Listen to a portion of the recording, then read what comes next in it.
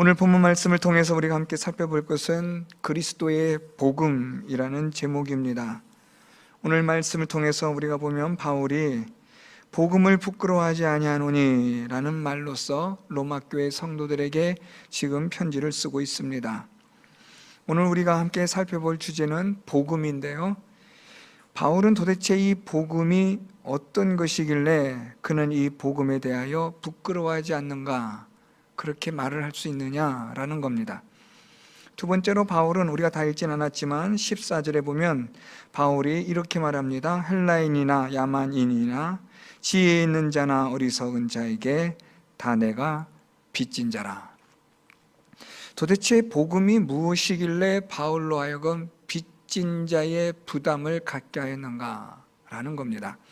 그래서 여러분, 오늘 우리는 바울이 말하는 이 복음이라는 의미와 그리고 그 복음의 능력들을 살펴보면서 바울이 말하고 있는 복음에 대하여 부끄러워하지 않는 삶, 또 복음에 대하여 빚진 자의 삶을 사는 것이 어떤 것인지 우리가 오늘 본문을 통해서 복음을 분명하게 이해할 필요가 있다고 생각합니다. 여러분들에게 있어서 이 복음 하면 어떤 것이 여러분들은 복음이라고 여기십니까? 복음이라는 말을 우리가 쉽게 풀어 설명하면 좋은 소식이라는 것인데, 여러분들에게는 어떤 소식이 좋은 소식입니까? 저마다 다 다를 수 있습니다. 계획하고 또 준비했던 일들이 잘 이루어졌을 때, 또는 장사하시는 분들이라면 장사가 잘 되어서 수입이 많아졌을 때, 또 자녀들이 잘 되었을 때, 다양한 일들로 인해서 우리에게 좋은 소식들이 있지 않겠습니까? 그렇기 때문에 이 좋은 소식, 이 복음은 어떻게 보면 상당히 주관적이라고 말할 수 있습니다. 어떤 사람에게는 좋은 소식일지라도 또한 다른 사람에게는 그것이 좋지 않은 소식이 될 수 있기 때문입니다. 그런데 오늘 본문에서 말씀하고 있는 이 복음은 그러한 주관적 의미를 말하고 있지 않습니다. 오늘 바울이 말하고 있는 복음은 모든 이 세상 사람들에게, 모두에게 공평하게 동등하게 모두가 공감할 수 있는 그러한 복음을 말하고 있습니다. 오늘 바울이 말하는 이 복음을 우리가 좀 살펴보려고 하는데요, 오늘 바울이 이 복음에 대해서 먼저 그가 이렇게 시작하는 16절 말씀을 우리가 주목해야 합니다. 내가 복음을 부끄러워하지 아니하노니 라는 겁니다. 그리고 나서 그 복음을 부끄러워하지 않는 이유들을 설명하고 있습니다. 먼저 바울이 말하고 있는 복음을 부끄러워하지 않는다라고 말할 때 이 부끄럽다라는 이 의미부터 분명히 알 필요가 있겠지요.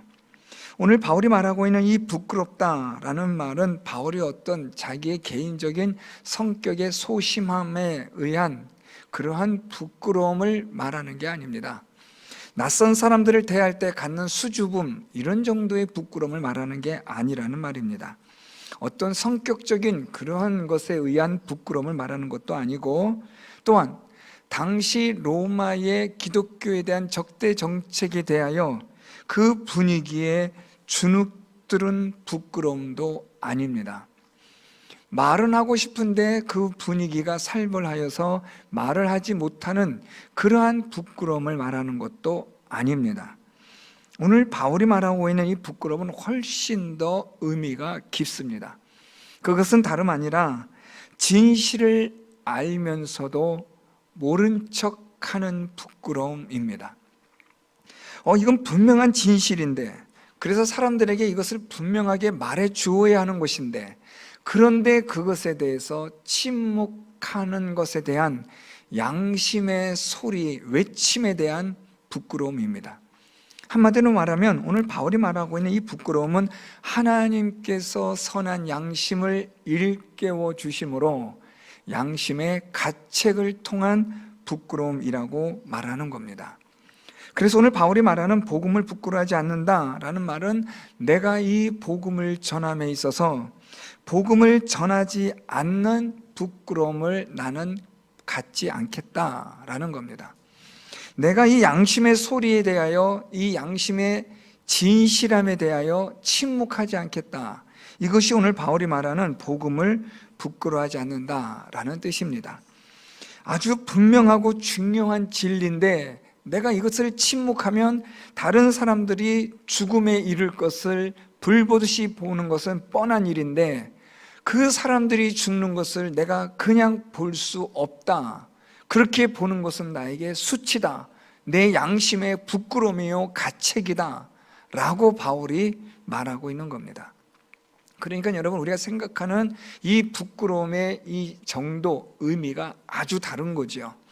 그러니까 바울은 지금 내가 이 복음에 대해서, 이 진리에 대해서 내가 여기에 대하여 내가 부끄러워해서는 안 된다는 겁니다. 부끄러운 짓을 해서는 안 된다는 거죠. 이 복음에 대한 분명한 그 가치를 사람들에게 전해 주어야만 한다라는 것이 바울이 복음을 부끄러워하지 않는 것에 대한 그 이유이기도 합니다. 이것은 14절에서 바울이 말한 빚진 자다와 연결되어 있습니다. 이 진리를 내가 말하지 않으면 안 된다라는 그 마음의 빚진 자의 부담감, 이게 바울에게 있다는 거예요. 저 사람들에게 저기로 가면 죽는다, 저 물을 마시면 죽는다, 여기로 오면 살 수 있다, 이 물을 마시면 산다 라는 것을 내가 말함으로써 그들의 생명을 구할 수 있다라는 것에 대한 양심의 그 정당성, 그 양심의 소리에 귀를 기울임으로 인하여 갖는, 그렇게 해야만 하는 부담, 그 부담에 대하여 바울은 빚진 자라 그렇게 표현하고 있는 겁니다. 그래서 여러분, 오늘 바울이 복음에 대하여 부끄러워하지 않는다는 것은 여러분, 우리가 쉽게 그냥 간단하게 많은 사람들이 모이는 자리에서 우리가 예수님 전하거나 예수님을 믿는다는 말을 수줍어하고 부끄러워한다, 이런 정도의 수준으로 말하는 게 아니라 진리에 대하여 이것을 내가 전하지 않음에 대한 내 양심으로부터 받는 고통과 가책으로부터 내가 이 부끄러움을 당하지 않겠다라는 의미로서의 아주 훨씬 더 심오한 부끄러움을 말하고 있는 겁니다. 그렇다면 오늘 바울은 무엇이 도대체 이렇게 바울로 하여금 이 복음에 대한 그러한 부끄럽지 않는 이라는 마음을 갖게 하였는가라는 겁니다. 도대체 이 복음이 무엇이길래 바울로 하여금 나는 이 복음을 내 양심의 소리에 따라 나는 정당하게 행할 것이다, 이 복음에 대하여 나는 절대로 부끄러워하는 삶을 살지 않을 것이다 라고 말할 정도의 이 복음이 무엇이냐, 오늘 우리가 그걸 살펴보려고 하는 겁니다. 제가 개인적으로 너무 좋아하는 목사님 중에 한 분이 있지만 로이드 존스라는 목사님입니다. 정말 탁월한 1800년대에 정말 영국에 있어서의 이 영적 부흥을 어떻게 보면 이 말씀을 통해서 강단에서 일으켰던 탁월한 분이셨는데, 이 로이드 존스 목사님이 그 설교집에서 이런 말을 합니다. 복음이 정말 여러분들에게 복음입니까? 여러분, 이 말의 의미가 이해가 되시려는지 모르겠습니다. 그리스도의 복음이 정말 여러분들에게 좋은 소식입니까? 라는 말입니다. 정말 여러분들에게 좋은 소식이 예수 그리스도가 그분이 십자가에서 죽으시고 부활하셔서 우리를 구원하신 사건이 정말 여러분들에게 좋은 소식입니까? 이 말은 사실 여러분들은 사실 좋은 소식이라고 여기고 있지 않지 않습니까? 여러분들에게 정말 좋은 소식은 예수 그리스도가 아니라 세상의 다른 것들이 좋은 소식이 아닙니까? 라고 묻는 반어적인 질문이라고 생각합니다. 여러분에게 있어서 복음이 무엇입니까? 오늘 바울이 이렇게까지 복음에 대하여 내가 부끄러워하지 않는다라고 양심의 가책까지 들먹이면서 이 양심에 대하여 빚진 자로서 내가 이 복음을 전한다고 말할 정도의 이 복음을 우리가 이해하지 못한다면 우리는 여전히 하나님을 아는 하나님의 능력, 하나님의 의, 믿음에서 믿음으로 이르게 하는 이 모든 것과 동떨어진 그런 삶을 그냥 살아가는 겁니다. 교회를 다녀도 그 진실한 가치, 참된 가치를 발견하지 못한 것과 다를 바가 없다는 거죠. 자, 오늘 말씀 통해서 살펴보면 도대체 바울이 이렇게 말하는 그 복음이 무엇이냐? 오늘 우리가 말씀을 통해서 크게 세 가지로 살펴볼 수 있습니다. 첫째는 하나님의 능력, 두 번째는 하나님의 의, 세 번째는 믿음으로 믿음에 이르게 함. 이것이 오늘 바울이 말한 복음에 대한 중요한 핵심적인 요약입니다. 자, 여러분 오늘 이 수협에 마치시고 가실 때 복음 하면 여러분 딱 세 가지를 기억하시면 됩니다. 첫째, 하나님의 능력. 두 번째, 하나님의 의. 그래서 믿음에서 믿음으로 이르게 함. 아시겠죠? 자, 다른 건 다 잊어버리셔도 오늘 이 말씀 통해서 여러분 이것 꼭 기억하십시오. 복음이 무엇이냐? 도대체 복음에 대하여 바울이 이렇게까지 내가 부끄러워하지 않는다, 내 양심으로부터 나는 가책을 받고 싶지 않다라고 그렇게 바울이 강조했던 복음이 도대체 무엇이냐라고 하면 여러분들은 이 세 가지를 기억하십시오. 복음은 하나님의 능력이요, 복음은 하나님의 의가 나타난 것이요, 복음은 우리로 하여금 믿음에서 믿음으로 이르게 하는 것이다. 자, 이 세 가지를 오늘 우리가 말씀을 통해서 살펴보려고 합니다. 첫 번째로 바울이 말하는 이 복음은 모든 믿는 자에게 구원을 주시는 하나님의 능력이라는 겁니다. 자, 하나님의 능력인데요, 어떤 능력이라고 앞에 설명하고 있습니까? 구원을 주시는 하나님의 능력. 구원을 주시는 하나님의 능력인데요, 자, 여러분 여기서 하나님의 이 능력이 두 가지가 있습니다. 이걸 조금 구별하셔야 되는데, 첫째는 하나님께서 구원의 계획을 만드신 능력입니다. 예수 그리스도를 통하여 십자가에서 달려 죽으심으로 그 예수 그리스도로 말미암아 구원받게 하신 하나님의 능력이 있고, 두 번째는 그 예수 그리스도를 믿음으로 말미암아 구원받게 하시는 능력이 있습니다. 좀 말장난 같은데 그렇지 않아요, 여러분? 이게 다릅니다. 하나님께서 구원의 경륜, 구원의 계획을 세우신 하나님의 능력과 그 하나님의 구원의 계획에 우리가 동참할 수 있는 우리에게 믿음을 주시는 하나님의 능력, 그래서 이것을 오늘 바울은 구원의 능력, 하나님의 능력이라고 말을 하는 겁니다. 여러분 이렇게 한번 생각해 보시면 됩니다. 서울에 아주 놀이시설이 멋진 데가 하나 있습니다. 경기도 용인에 무슨 놀이시설이 있는데 거기 가면 아마 우리 아이들은 제일 좋아할 겁니다. 그런데 그 놀이시설은 우리나라에 아주 재벌이 만든 놀이시설이기 때문에 아무나 그런 놀이시설을 만들 수가 없습니다. 그뿐이겠습니까? 여러분 미국에 가면 플로리다나 LA에 가면 아주 엄청나게 큰 놀이기구 디즈니랜드라든가 유니버설 스튜디오라든가 이런 놀이시설이 있어요. 우리나라는 이걸 좀 유치하려고 했는데요, 이 미국에서 여러 번 계산을 자연 나름대로 계산을 또 해보더니 한국에는 해봤자 적자 나겠다 싶어서 우리나라는 어떻게 유치가 안 돼요. 일본하고 싱가포르에만 겨우 아시아에서 그렇게 만들어지고 있는데, 자, 이런 어마어마한 놀이기구를 만든다고 한번 생각해 보십시오. 아무나 이 놀이기구를 만들겠습니까? 아무나 이런 디즈니랜드나 유니버설 스튜디오 같은 놀이시설을 만들 수 있겠냐고요. 능력이 돼야죠. 우리나라는 하고 싶어도 능력이 안 되니까 허락을 안 해주는 겁니다. 미국에서요. 자기들이 계산해 보니까 수지가 안 맞거든요. 하고 싶어도 할 수 있는 능력이 없으니까 안 주는 겁니다. 그런 놀이시설을 만들 수 있다면 얼마나 좋겠습니까? 얼마나 대단한 능력이겠습니까? 이 만들 수 있다는 능력이 있습니다. 두 번째, 이 놀이시설을 만들었는데 그 놀이시설에 들어가서 마음대로 탈 수 있는 능력이 있습니다. 그렇죠? 제가 기억하기로 제가 한 20여 년 전에 갔을 때 그때 당시에 150불이었습니다. 들어갈 때 입장료가 150불이니까 여러분 이게 싼 돈이 아닙니다. 그 돈을 내야 들어가서 놀이기구를 탈 수 있는 겁니다. 그러면 그 놀이기구가 만들어졌지만 그 놀이기구를 탈 수 있으려면 또다시 무엇을 사야 합니까? 티켓을 사서 그 놀이기구를 탈 수 있는 능력이 있어야 됩니다. 티켓도 두 종류입니다. 그냥 들어가서 일반적으로 줄을 서서 2시간, 3시간 기다려서 타는 티켓이 있고, 프리패스 티켓은요 기다리지 않고 바로바로 타는 티켓이 있습니다. 그 티켓은요 돈을 더 줘야 됩니다. 이건 뭐예요? 또 다른 능력입니다. 아주 자본주의 사회의 대표적인 케이스라고 말할 수 있겠죠. 놀이기구를 만든 능력과 그 놀이기구에 들어가서 탈 수 있는 능력이 있듯이 오늘 하나님은 지금 구원의 능력을 말씀하시는데, 이 모든 세상을 구원하시도록 하는 하나님의 경륜의 능력과 이 하나님의 구원의 경륜에 우리가 동참할 수 있는 예수 그리스도를 믿을 수 있는 믿음의 능력을 말하는 겁니다. 하나님께서 예수 그리스도를 믿음으로 말미암아 우리를 죄와 사망에서 구원하게 하시는 능력을 하나님께서 행하셨습니다.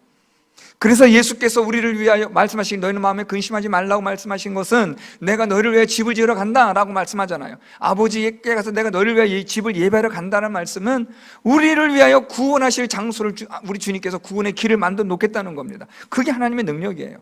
또한 우리가 예수를 믿게 하는 능력, 그 능력도 있어야죠, 여러분. 아무리 구원의 세계가 있다 한들, 영원한 천국이 있다 한들 들어가지 못하면 뭐 그림의 떡에 불과한 거 아니겠습니까? 그걸 우리가 먹어야지요, 들어가 봐야지요. 그게 또 능력이 되는 겁니다. 오늘 바울이 말하는 복음에 있어서의 첫 번째 능력은 구원의 능력이다. 이 구원의 능력은 바로 이런 의미가 있습니다. 이 구원의 능력, 이것이 바로 무엇이냐? 복음이라는 거예요. 예수 그리스도의 복음, 그것은 우리가 예수 그리스도를 믿음으로 말미암아 하나님의 구원의 세계에 하나님께서 만드신 그 능력의 세계, 영원한 그 하나님의 생명의 세계에 우리가 예수를 믿음으로 들어갈 수 있는 능력, 이게 바로 구원의 능력이다라는 겁니다. 두 번째는 하나님의 의가 나타났다는 거예요. 여러분, 이건 아주 중요합니다. 이 하나님의 복음에는 하나님의 구원의 능력이 있을 뿐 아니라 17절 복음에는 하나님의 의가 나타났다. 여러분, 이 하나님의 의는 두 가지입니다. 심판과 구원입니다. 여러분, 이 하나님의 의는 신약 성경에서만 등장하는 게 아닙니다. 이건 이미 창세기부터 시작되어진 구약에서 계속해서 말씀되어져 왔던 것이 하나님의 의였습니다. 이 하나님의 의에 따라 심판받기도 하고 구원받기도 하는 거죠. 가장 대표적인 성경이 바로 사사기입니다. 하나님의 심판과 구원이 반복되어지는 겁니다. 그 기준점은 무엇이냐면 하나님의 의입니다. 그래서 여러분, 하나님의 의하면 두 가지가 생각나야 합니다. 하나는 하나님의 심판, 두 번째는 하나님의 구원입니다. 자, 그러면 이 복음에는 무엇이 있느냐? 하나님의 의가 나타났다라는 말입니다. 무슨 말입니까? 우리는 어떤 존재냐? 죄와 그리고 그것을 인하여 사망에 이르는 존재다라는 겁니다. 심판입니다. 이 심판에 이르게 된 우리였는데 하나님께서 우리를 위하여 구원의 길을 만드셨다, 나타내셨다라는 겁니다. 우리는 영원히 죄로 인하여 사망에 이를 수밖에 없는 존재라는 것을 나타내셨고, 두 번째, 그렇지만 우리가 사망에서 구원을 받을 수 있는 길을 나타내신 것이, 그것이 바로 하나님의 의라는 겁니다. 그러니까 하나님께서 지금 이 복음을 통하여 우리에게 무엇을 말씀하시냐면, 우리는 죄로 인하여 영원한 사망에 이를 수밖에 없는 존재라는 사실과 예수를 믿음으로 말미암아 구원에 이를 수 있게 하는 것을 복음을 통하여 우리에게 말씀하셨다는 거예요. 나타내셨다라는 겁니다. 그래서 이 복음에 하나님의 무엇이 있어요? 앞에서 말씀드렸던 능력이 있어서 우리를 구원케 하시는 하나님의 능력이 이 복음에 있다라는 겁니다. 그래서 지금 바울이 여기에 대해서 지금 아주 자기가 이것에 대하여 빚진 자의 부담감이 있고, 이 복음에 대해서 내가 전하지 않고서는 견딜 수 없는 내 양심의 가책에 대한 부끄러움을 나는 감당할 수 없다고 지금 바울이 계속해서 말하는 이유가 바로 여기에 있는 거예요. 이 복음만 있으면 우리가 먼저 어떤 존재인지를 알게 되고, 죄로 인하여 사망에 이르는 존재라는 것을 알게 되고, 그래서 우리가 이 복음으로 말미암아 구원의 길이 있다는 것을 또한 알게 되고, 그래서 우리가 예수를 믿음으로 말미암아 하나님의 저 구원의 세계, 영원한 세계, 하나님이 만드신 저 영원한 나라에 예수를 믿음으로 들어갈 수 있다는 그 능력을 우리가 알게 되고 보게 되는 것이, 그게 바로 복음이다. 그래서 바울이 지금 이걸 빚진 자의 부담감을 가지고 전하는 거예요. 내가 이걸 전하지 않으면 나는 이 부끄러움에서 난 견딜 수 없다는 거죠. 양심의 이 가책으로 인해서 난 괴로워 어찌할 수가 없다는 거예요. 마지막으로 세 번째는, 여러분, 복음에는 무엇이 있느냐? 오늘 말씀 보니까요, 믿음으로 믿음에 이르게 하는 것이 있다는 거예요. 믿음으로 믿음에 이르게 함. 어떤 번역에는 믿음에서 믿음으로 라고도 돼 있죠. 별 큰 차이는 없습니다. 믿음으로 믿음에 이르게 한다라는 것인데, 그런데 보통 학자들은 이것을 두 가지를 구분해서 봐요. 앞에 있는 믿음과 뒤에 있는 믿음을 다르게 봅니다. 이것이 대체적인 학자들의 견해이고 또 그것이 성경적이라고 저는 생각합니다. 믿음으로 믿음에 이르게 한다. 자, 복음에는 무엇이 있느냐? 하나님의 능력, 구원의 능력이 있고, 복음에는 하나님의 의가 있어서 우리가 죄인된 자요 심판받아 사망에 이르는 자일 뿐 아니라 하나님의 구원의 길을 나타내신 것이 복음에 있다. 지금 바울이 그 복음을 이야기하고 있는 겁니다. 자, 그런데 우리가 이 복음으로 말미암아 우리가 예수 그리스도를 믿는 믿음을 가지게 되면, 이제 이것은 조금 더 시간적 이야기를 한다면 나중 일이에요.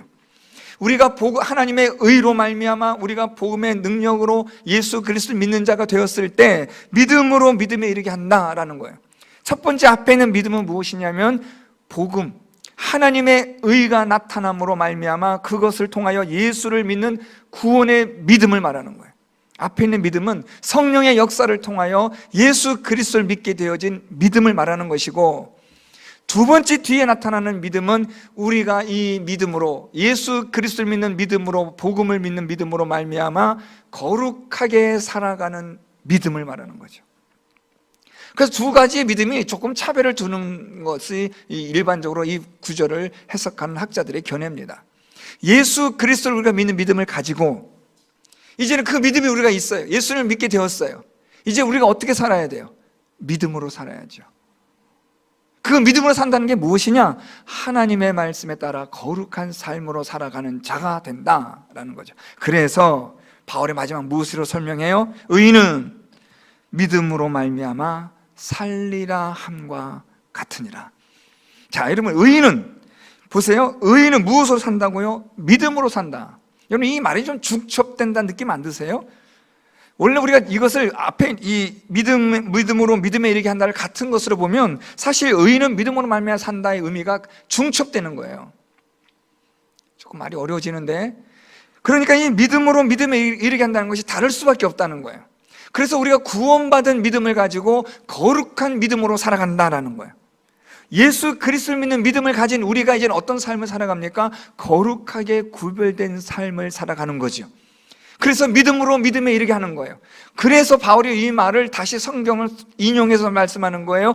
오직 의인은 믿음으로 말미암아 살리라. 이 의인은 뭐예요? 여러분, 우리가 이 세상에 의인이 있어요, 없어요? 없어요. 다 죄인입니다. 죄로 말미암아 사망에 이르게 된 자들이잖아요. 그런데 오늘 여기서 바울이 의인은이라고 말하는 이 의인은 누구예요? 하나님을 믿는 의인이요, 예수를 믿는 의인이요, 복음을 믿는 의인. 그 의인은 무엇으로 산다고요? 믿음으로 산다는 거죠. 이 말이 뭐예요? 예수를 믿는 믿음으로 사는 사람은 그들은 믿음으로 산다, 거룩하게 산다는 거죠. 복음에는 바로 이것이 있다는 거예요. 세 가지가 있어요. 첫째, 우리가 어떤 존재인지를 밝혀주고 보여주어요. 나의 현 주소를 보여주는 거예요. 여러분, 우리는 어떤 존재예요? 죽어가는 존재예요. 사망에 이른 존재입니다. 우리에겐 여러분 죄악의 냄새가 나요. 사망의 냄새가 납니다. 여러분, 죽어가는 존재이기 때문에 죽음의 냄새가 나요.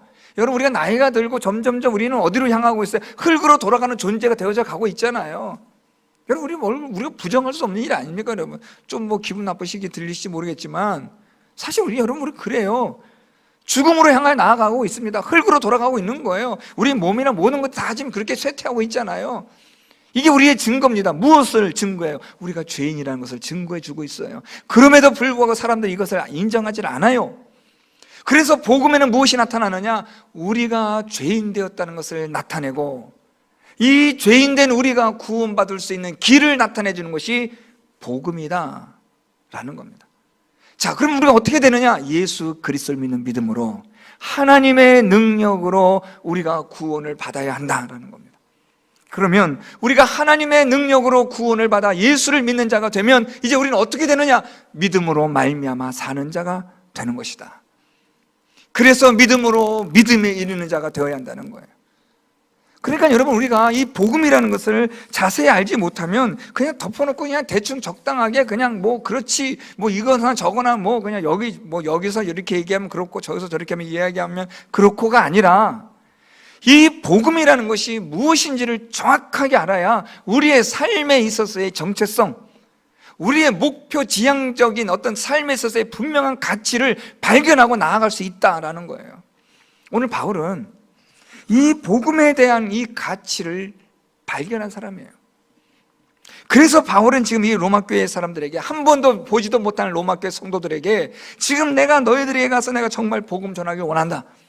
나는 이 복음에 대해서 나는 빚진 자라. 내가 할 수만 있다면 너희들에게 복음 전하기 원하노라. 여러분, 우리 15절 볼까요? 그러므로 나는 할 수 있는 대로 로마에 있는 너희에게도 복음 전하기를 원하노라. 아직 한 번도 보지 못한 사람들에게 편지를 쓰고 있어요. 그런데 바울이 지금 이 로마 교회 사람들에게 무엇을 말하고 있냐면, 어떤 간절함이 있냐면, 나는 정말 할 수만 있다면 너에게 가서 이 복음을 좀 전하고 싶다는 거예요. 왜요? 나에게는 이 복음에 대한 부담감이 있다는 거예요. 난 빚진 자라는 거예요. 내가 이 복음을 전하지 않고서는 견딜 수 없는, 만일 너에게 내가 복음을 전하지 않으면 이 복음으로 말미암은 이 진리를 너에게 전하지 않은 양심의 가책과 그 고통으로 인하여 나는 부끄러워하는 존재가 될 수밖에 없다. 나는 어떻게든 간에 너희에게 이 복음을 전하고 싶다. 이게 여러분 바울이 복음에 대한 그가 발견한 가치예요.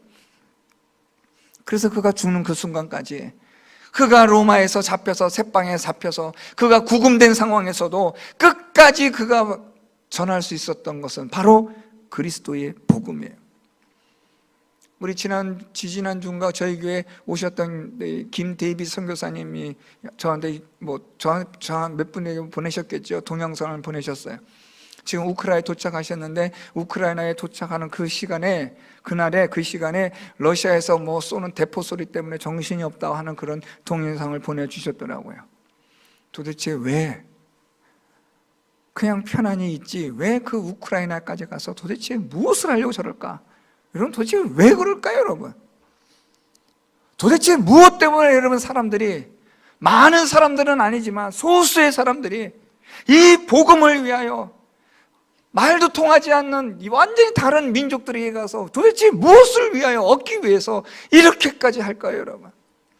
저 아프리카에 가서 도대체 무엇을 얻기 위해서 이들이 무엇을 위하여 그곳에 가서 복음을 전하려고 하다가 풍토병에 걸려 죽고 소천하는 그런 위험을, 부담을 안고 왜 그렇게까지 죽으려고 저렇게 길을 쓸까요? 복음에 대한 가치를 아니까요. 이 복음을 내가 부끄러워하지 않고 싶으니까요. 하나님 앞에 섰을 때 이 복음에 대하여 부끄러워하지 않은 자가 되려고 그렇게 애를 쓰는 겁니다. 여러분, 우리가 선교지까지 가지 못한다 할지라도 복음에 대해서는 부끄러워하는 자가 되어서는 안 돼요. 복음에 대한 부담감이 있어야 돼요. 복음에 대한 빚진 자의 그 마음이 있어야 돼요. 어떻게 그렇게 되느냐? 이 복음을 우리가 바르게, 가치를 알게 되면 그래요. 하나님의 의가 나타난 복음, 예수 그리스도를 믿음으로 말미암아 구원받게 하시는 하나님의 능력, 그래서 우리로 하여금 믿음으로 믿음에 이르게 하는, 의인은 믿음으로 말미암아 산다라는 것이 복음이라는 것을 우리가 알게 되어지면 우리 인생은 완전히 달라지는 거예요. 저와 여러분, 우리의 인생이 지금까지 그냥 무슨 물에 물 탄 듯 술에 술 탄 듯 그런 인생이었을지 몰라도 이 복음에 대한 분명한 가치를 발견한 순간 저와 여러분, 우리의 인생은 완전히 달라질 줄 믿습니다. 눈빛이 달라지는 거죠, 여러분. 흐리멍텅하게 앉아있는 그런 눈빛이 아니라 반짝반짝한 눈빛이 되는 거예요. 우리 성도들을 볼 때마다, 우리 교인들 볼 때마다 눈빛이 살아있어야 돼요, 여러분. 복음에 대한 열정을 가지고 하나님의 의가 나타나서 하나님의 구원의 능력이 임하는, 믿음으로 믿음에 이르게 하는, 의인은 믿음으로 말미암아 살게 하는 그 복음의 가치를 발견하면 여러분, 우리 인생이 달라지는 거죠, 여러분. 돈 버느라고 막 그냥 돈 뜨고 오는 사람들 있잖아요, 여러분. 돈 된다면 귀가 번쩍 뜨고 자다가도 번쩍 일어나고 하잖아요, 여러분. 우리가 복음에 대해서 그만큼의 가치를 발견하고 있느냐? 사실 여러분, 어떻게 보면 아까 앞에서 제가 잠깐 말씀드렸지만 로이드 존스 목사님이 말했던 정말 복음이 여러분들에게 복음입니까? 라는 질문은 이건 정말 의미심장한 거예요.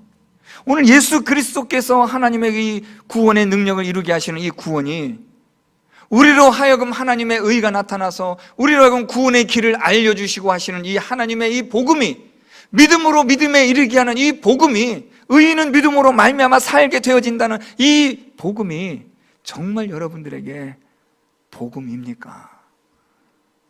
여러분 고민해 보셔야 돼요.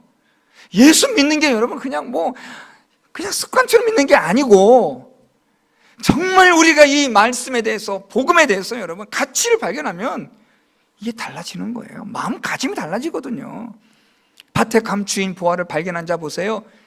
그 보화를 발견하고 나니까 자기의 모든 것을 다 팔아 그 밭을 사잖아요.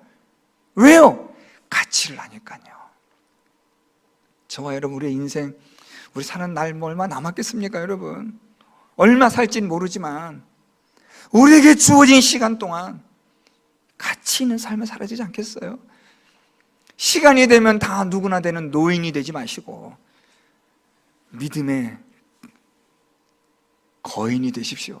믿음의 사람이 되십시오. 오늘 바울처럼 여러분, 복음에 대하여 내가 이 복음을 부끄러워하지 아니한다.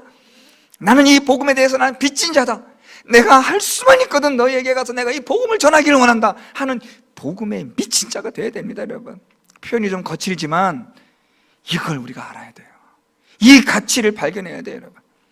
예수 그리스도를 믿는 믿음으로 말미암아 우리를 구원하시는 하나님의 능력, 하나님의 의, 그것이 오늘도 이 복음을 통하여 우리에게 나타난 바 되어졌는데, 이것으로 인하여 우리가 믿음으로 믿음에 이르게 하는, 의인은 믿음으로 말미암아 산다라는 이 가치가 저와 여러분 우리에게 진실하게 깨달아질 때 우리의 삶은 훨씬 더 진지해지는 겁니다. 아주 그냥 농축 있는 삶을 살아가는 거예요. 밀도 있는 삶을 살아가는 거죠 여러분. 그냥 대충 설렁설렁의 인생이 아니라 그냥 아쉽잖아요 여러분. 안타깝잖아요. 그냥 이렇게 허무하게 우리의 머리가 세워져 가고 우리의 기력이 세워져 가는 게 그냥 안타깝잖아요 여러분. 안타까워야 돼요 여러분. 세상에 미련을 가지는 말이 아니라 복음에 대한 가치를 발견하지 못하고 살아가는 우리의 인생이 안타까워야죠. 여러분, 오늘 밤부터라도 우리가 다시 새로운 인생의 전기를 마련했으면 좋겠습니다. 복음에 대한 가치, 여러분 다시 오늘 말씀을 통해서 깊이 깨닫기를 바랍니다. 이 복음의 능력, 이 가치를 발견한 이 바울은 내가 너희에게 할 수만 있거든 전하기를 원한다. 나는 너희에게 빚진 자라. 이 복음에는 하나님의 능력이 나타나고 하나님의 의가 나타나고 믿음으로 믿음에 이르게 하고 의인은 믿음으로 말미암아 살게 하는 이 놀라운 가치를 가진 이 복음을 너희들이 알기를 원한다. 여러분, 이런 마음을 가지고 우리의 남은 생에 그리스도의 복음을 위해서, 그리스도의 복음으로 말미암아 그리스도의 복음의 삶을 살아가는 저와 여러분 우리 모두가 될 수 있기를 예수 그리스도의 이름으로 축원드립니다. 말씀을 생각하며 함께 통성으로 기도합니다. 하나님 아버지, 복음은 우리의